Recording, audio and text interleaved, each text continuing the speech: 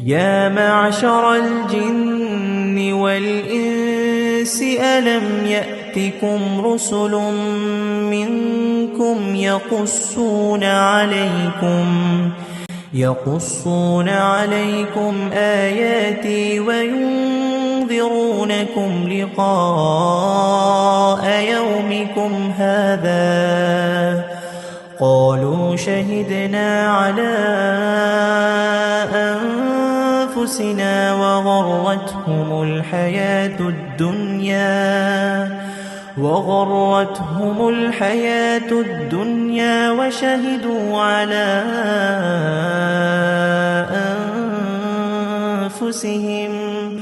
وشهدوا على أنفسهم أنهم كانوا كافرين.